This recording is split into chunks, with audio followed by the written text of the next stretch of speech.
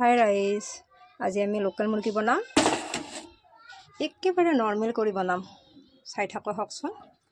ইয়াতে হালধি নিমখ দি দিছোঁ, কেৰাহীত তেল দি দিলোঁ আৰু মই এইখিনি খানি ল'লোঁ। এতিয়া মই বহাই দিলোঁ।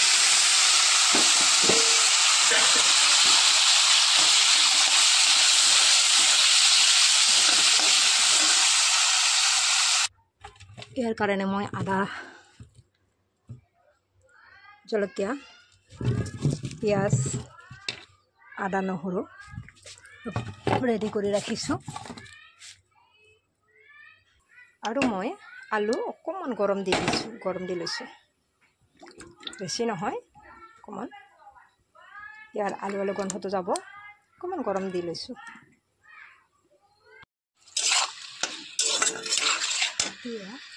মই ইয়াত পিঁয়াজ দি দিলোঁ, কাৰণ লোকেল মুৰ্গী পিঁয়াজটো পিছত দিলে পানী উঠিব আৰু মুৰ্গীটো ধুনীয়াকৈ এই মাংসখিনি সিজিব। কাৰণ ইয়াৰ এটা গন্ধ থাকে, সেই গন্ধটো যাবলৈ দিব লাগিব। কিছু সময় এনেকৈ কম জুইত থাকক।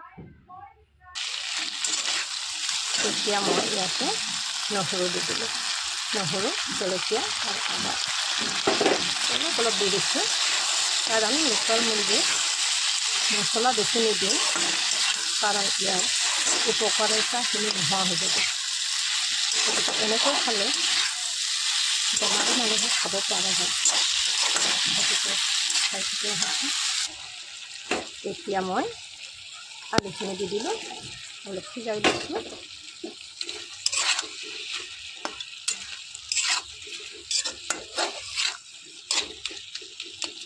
ইয়াৰ কাৰণে কেইটামান মই বিলাহী,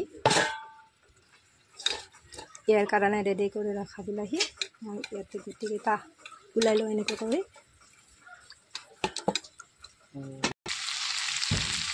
এতিয়া ইয়াত মই অকণমান জিৰা দি দিলোঁ।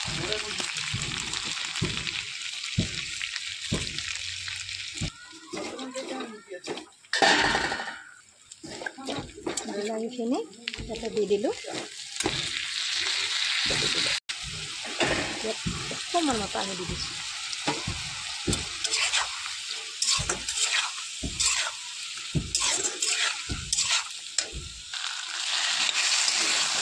এতিয়া মই ইয়াত পানী দি দিলোঁ, কাৰণ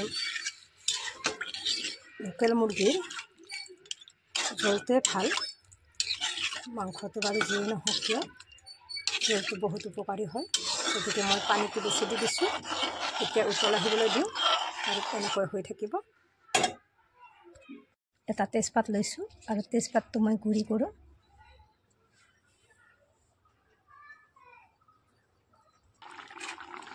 আৰু এইখিনি তেজপাতৰ ধুনীয়াকৈ গুড়া কৰি লৈছোঁ।